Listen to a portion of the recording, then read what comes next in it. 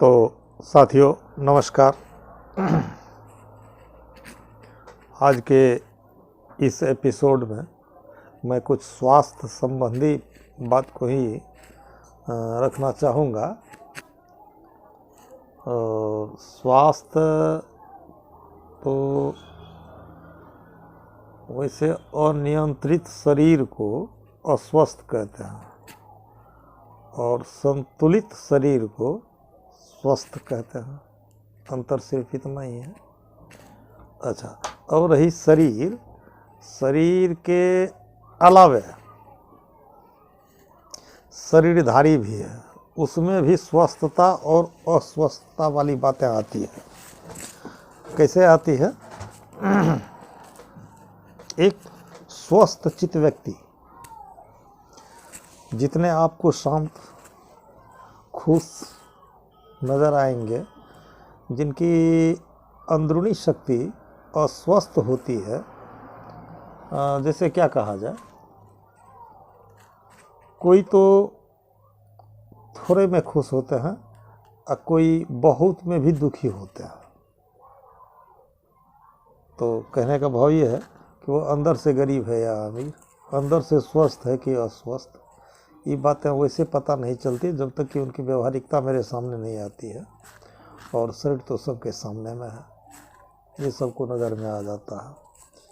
चर्चाएं मैंने इस बात की इसलिए की कि आज YouTube के प्लेटफॉर्म पर बहुत ऐसे संत महात्मागण हैं, अक्सर हम मोड़ दे देते हैं रमैया राम, जीव और आत्मा के ऊपर में। लेकिन मेरा जहाँ तक यह एक सोच है कि घोंसला अगर असुरक्षित रहे तो फिर चिड़िया भी सुरक्षा का कामना करेगी, संभव नहीं है। चिड़िया को सुरक्षित रहने के लिए घोंसले भी ठोस होनी चाहिए, फिर तो वह आंधी पानी और पत्थर से सुरक्षित रह पाएगी वह चिड़िया। अच्छा, तो मान करके चलिए ये मेरा शरीर है, वैसे ये सेंस मैं आपके सामने ओशो का रखता हूँ। वैसे तो ओशो बड़ी शान से कहते हैं कि इस देश में कौन ऐसे महात्मा है जो लुका छिपी में मेरी साहित्य को नहीं पढ़ते हैं। ये बातें भी कुछ कुछ सत्य हमको समझ में आती है कि प्रवचन सीखना हो तो ओशो के साहित्य को पढ़ो, लेकिन उसका नाम मत लो, नहीं तो तुम्हारी क्रेडिट हल्की पड़ जाएगी। और अपने नाम पे दुकानदारी करो, ये भी हो रहा है। लेकिन यह प्रत्यक्ष सेंस ओशो का है। एक लघु कथा में उसने कहा था कि एक महात्मा जी एक राज परिवार में बहुत अच्छा सत्संग प्रवचन दे रहे थे और ये तमाम दुनिया संसार को उसने माया करार दिया।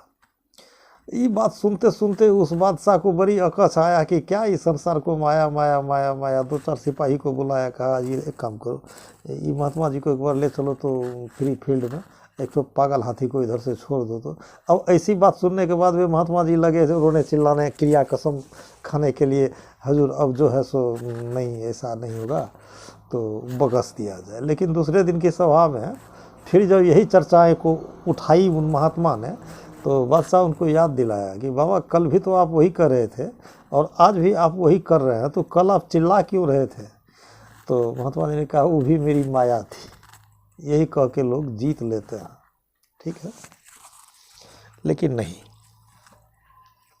एक शरीर का भी स्वस्थ होना एकदम अनिवार्य है। एक बीमारी आम बीमारी है, वो ऐसी बीमारी है जिनको या तो लोग गिनते नहीं हैं या उतना तकलीफ देह भी नहीं होता है, पर आने वाले समय में इसका समाधान भी उसको बहुत खोजने के बाद मिलता है, जिस बीमारी को हम कहते हैं एसिडिटी या गैस। उससे कहा जाए तो कहते कहते आदत भी लोगों को पड़ गया है कि थोड़ा बहुत तो गैस सब में होता है, ठीक है। लेकिन वह जब अपने चरम सीमा पे पहुंच जाता है तो जल्दी इसका निदान नहीं मिलता है। आज मेरे मन में यही बात आई कहने के लिए। अच्छा, सबसे बड़ी बात तो मैं आपको एक चीज़ एक्यूप्रेशर के आधार पर कहना चाहूँगा कि गैस के किसी भी प्रकार की समस्या हो जाने के बाद आपका आपके शरीर का मेरिडियन पॉइंट, वह नाभि जो है अपना जगह छोड़ देती है, चाहे किसी भी प्रकार का गैस हो।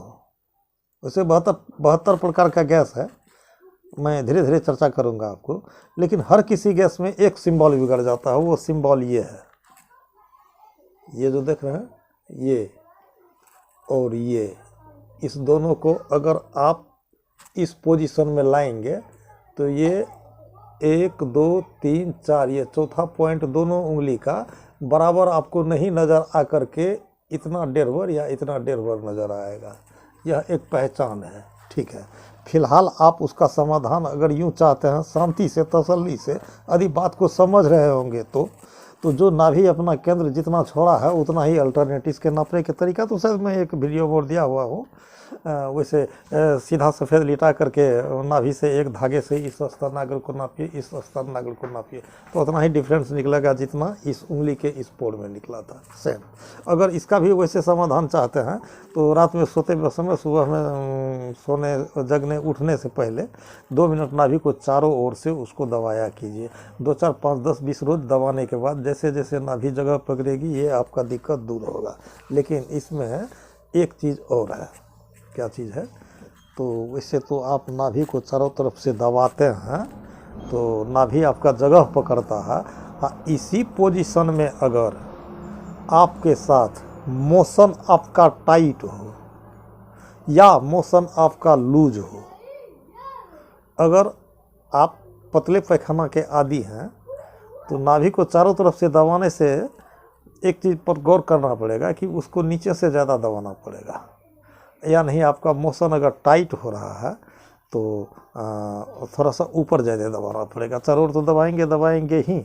तो सबसे पहले गैस का पहला सिंबल ये है, किसी एक आदमी को 3 दिन टाइट मोशन होता है और फिर 3 दिन लूज मोशन होता है। इसकी गिनती गैस में नहीं देते हैं लोग, लेकिन पहला गैस का सिंबल यही है कि 2 दिन कड़े दस्त, 2 दिन पतले दस्त, कभी कब्ज, कभी दस्त कभी कब्ज। ये इसकी गिनती नहीं देते हैं प्रायः लोग, लेकिन यह गैस का पहला सिंबल है। अगर यहाँ पर हम संभलना चाहें तो ठीक है, जो मेरा बेस है होम्योपैथ का विचार है मेरा, इस अनुकूल इसकी मात्र हल्की सी 2 दवाइयाँ होती है होम्योपैथ में। क्या चीज़ होती है वो? तो एक का नाम है एंटीमोनियम क्रूडम और दूसरा होता है एक एब्रोटेनम। एकदम सस्ती दवाई है, 5-5 ml 10-10 ml दोनों 2 डिब्बी में ले करके अगर जीभ पर 2-2 बूंद सुबह शाम हम लें तो 5 या 8 दिन के अंदर में यह सिम्टम आपको एकदम बराबर होता है, ठीक है। एक तो ये हुई, मान के चलिए ये प्रारंभिक गैस का। लेकिन यह गैस जब अपना रूप ले लेता है तो प्रायः लोग तैयार करते हैं। सबसे सस्ता ट्रीटमेंट है इसका क्या? तो एसी लॉक, उसको खाते हैं। तो उसको खाते हैं तो वह सीधा जाके गैस पर असर करता है और गैस से आपको रिलैक्स मिल जाता है। लेकिन कितना दिन? 2 महीना, 4 महीना, 6 महीना, 1 साल, 2 साल, 3 साल गैस आपको उसको जज्ब करता जाएगा, लेकिन उसका उन्मूलन नहीं करता है। और हम लोग सुने भी हैं और होम्योपैथिक दवा खाने वाले लोग भी सारांश को पूछते हैं कि उसमें उन्मूलन नहीं होता है, थोड़ा बहुत उसको दवा दिया जाता है। अब आइए वैसी गैस, मैं शिकायत बता रहा हूँ। जो लोग शिकायत बताते हैं, कुछ भी खाते हैं तो तुरंत गैस हो जाता है। एक रूप ये हुआ। दूसरा रूप, आपको गैस के साथ साथ गैस को सहयोग क्या देता है? तो गरिष्ठ पदार्थ, तेल, मसाला, घी, आपको मैदा से बना हुआ वस्तु, ये आपको क्यों गैस बनता है? ये भी कारण है कि मान लीजिए हम हैं, मनुष्य हैं, 3.5 हाथ के लोग हैं, तो इसके पास में जो यकृत है, यकृत की एक क्षमता सीमित होती है।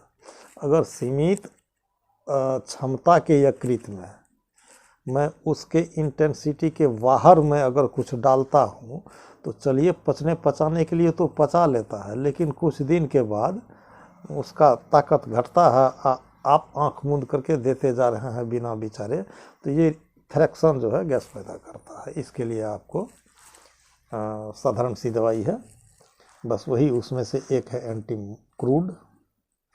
और दूसरी दवाई एक पल्साटिला नाम की दवाई होती है होम्योपैथ में, जो वैसे तो दवाई खास करके विशेषतर वह महिला की दवाई है, परंतु गरिष्ठ भोज्य पदार्थ को जज्ब करने के लिए एक पल्साटिला बहुत अच्छी दवाई होती है।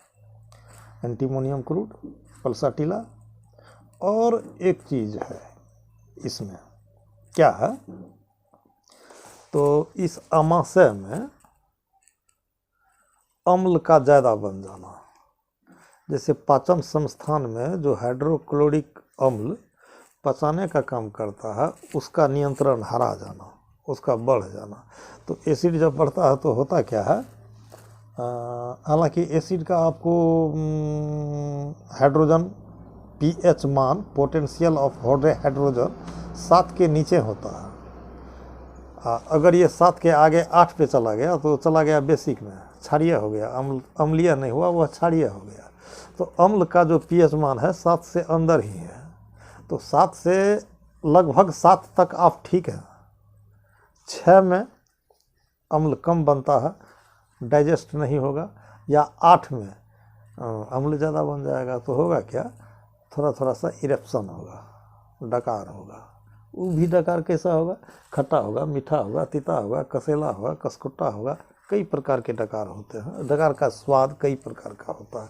उसके लिए वहाँ एक वस्तु आ जाती है क्या, तो कार्बोवेजिटेलिस, एंटीमोनियम क्रूड, पल्साटिला, कार्बोवेजिटेलिस, और एक है रोबिनिया जो डकार के लिए बहुत अच्छी दवाई है।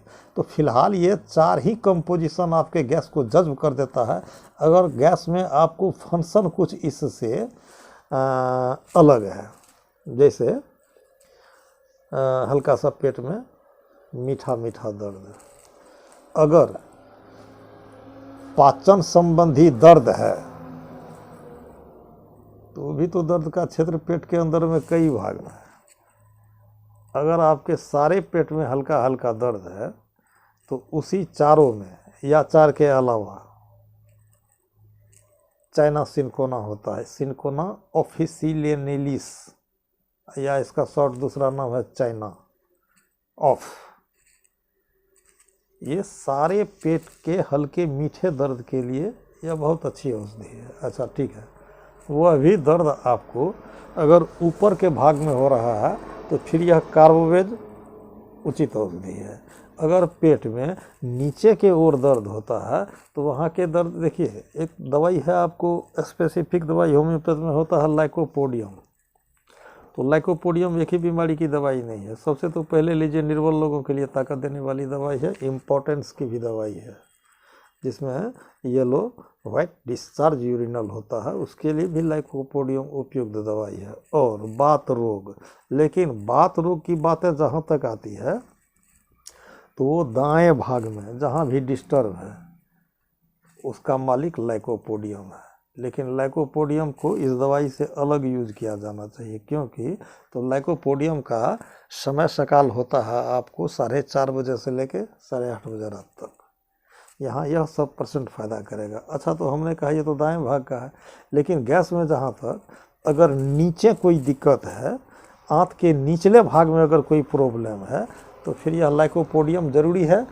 और एक गैस के अलावे किसी भी प्रकार का रोग हो, चाहे वह दाएं साइड का हॉर्निया हो, दाया टेस्टिकल हो, या दाएं हाथ में ही बाह में दर्द हो, या दाएं भाग की साइटिका हो, तो लाइकोपोडियम तो है ही है। लेकिन सिर्फ एक गैस के क्षेत्र में लाइकोपोडियम का गैस इसी पेट के मध्य भाग में बाएं ओर की दिक्कत अनुभव होती है।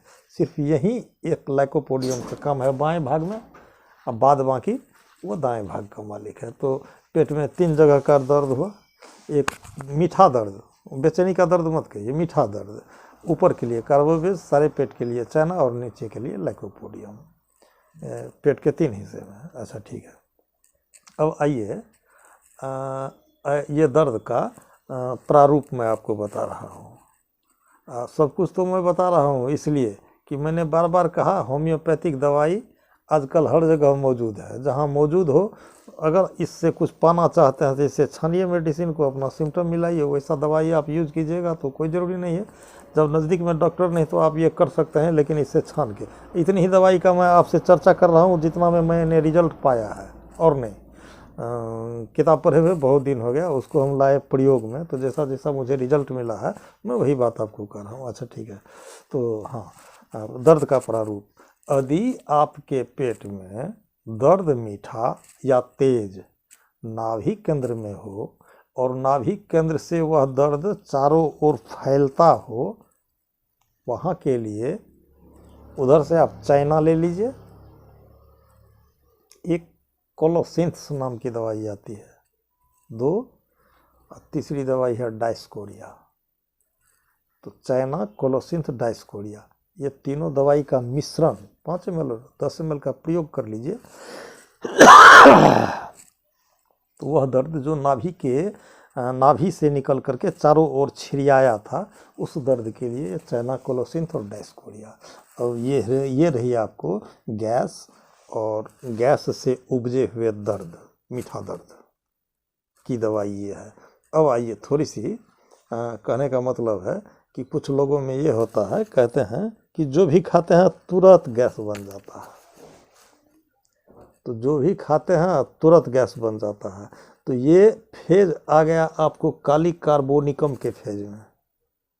और काली कार्बोनिकम, वैसे तो होम्योपैथ की एक मेडिसिन में 17 बीमारियां होती हैं, पर उसमें कुछ सिम्टम मिलाया जाता है।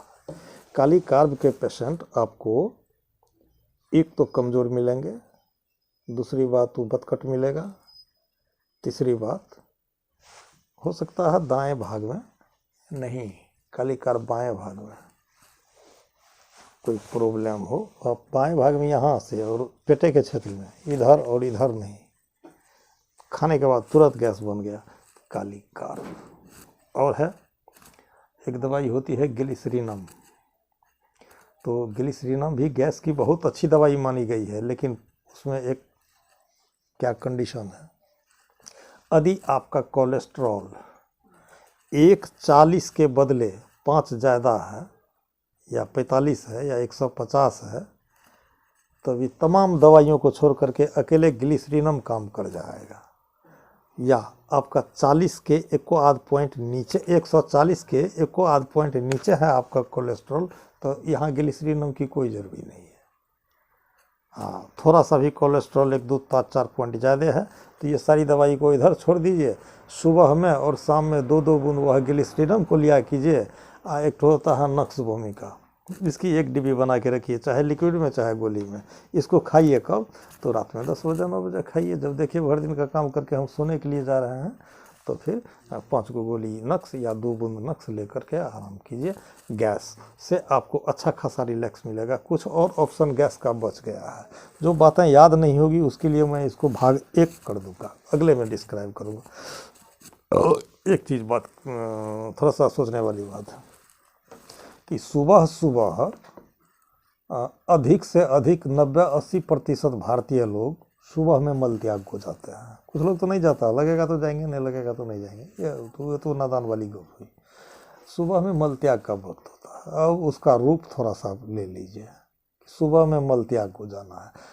एक आदमी बिछावन छोड़ते ही टॉयलेट को भागते हैं। ये हुआ आपको चाइना का फेज। एक आदमी को बिछावन छोड़ने के बाद उसको लेटरिन ही नहीं लगती है, तो थोड़ा सा कूद फान टहल बुल जैसे शरीर में एक प्रकार का मूवमेंट आया, अगर उसके बाद इसको बाथरूम का आया, तो इसके लिए आपको नेट्रम सल्फ्यूरिकम, बड़ी टेढ़ा नाम होता है इस दवाई का। शॉर्टकट में उसे नेट्रम सल्फ सब बुझता है, डॉक्टर, बीमारी, दुकानदार सब बुझते हैं। यदि मूवमेंट के बाद आपको पैखाना का जोर हुआ तो नेट्रम सल्फ, बिछावन छोड़े तुरंत बाथरूम जाना पड़ा, चाइना। अगर बाथरूम जाने से पहले आया कुछ खाए तुरंत अगर लेटरिन का आ गया, तो थोड़ा सा एलोज सोकोट्रीना होता है पूरा नाम, एलोज। मलत्याग के जाने वक्त थोड़ा सा दर्द, या दिन में कभी भोजन किए और तुरंत मल त्याग के लिए जाना पड़ा। वहाँ एलो है, थोड़ी सी दर्द करे फिर भी या न करे दर्द तो फिर भी वह एलोज का क्षेत्र है। तो चाइना, एलोज और नेट्रम सल्फ, 3 यह गैस से संबंधित बीमारियां हैं। अच्छा आइए, यह तो गैस की दवाई है। सारी बात तो कह दिए, पहले कहने वाली बात मैं अभी बता रहा हूँ। क्योंकि जैसे मैं एक्यूप्रेशर से जुड़ा हुआ लोग हूँ, इसीलिए यह एक प्रकार का संकेत सलाह मान के चलिएगा। भोजन जब भी खाते हैं तो उसको समय से खाया कीजिए। जैसे आज खाया 8 बजे, कल 11 बजे, परसों 2 बजे खाएंगे, या नहीं मिला छुट्टी तो चलो ना 4 बजे के भरपेट खा लेंगे, आपके पेट का सिम्टम बिगड़ जाएगा। जी नहीं। अगर घर में रहते हैं, बाहर में भी रहते हैं तो उसका समय तो और अच्छा बंधा हुआ होता है। जो मन करके चलिए दिल्ली पंजाब जाते हैं, औद्योगिक जगत में काम करता है, उसका तो समय बंधा हुआ है। इतने बजे ड्यूटी जानी है, इतने बजे खाना है, या लंच खाना है, या आके रात में फिर खाना है। लेकिन घर में भी रह करके कम से कम भोजन का समय सुरक्षित करें। जिस समय खाते हैं, जेल में देखिए चोरों को, इससे कमज़ोर अन्न खा के हमसे मजबूत होकर आता है। एक ही कारण है उसका, क्या? तो घंटी लगी खाना मिला, कल भी घंटी लगेगी खाना मिला, परसों भी घंटी लगेगी खाना मिला। तो जैसे समय से हम भोजन को लेते हैं वह स्वास्थ्यवर्धक होता है। अच्छा ठीक है, समय से तो हम लेते हैं भोजन को, तो हरड़ दरड़ हड़बड़ सरबड़ में भी मत खाइएगा।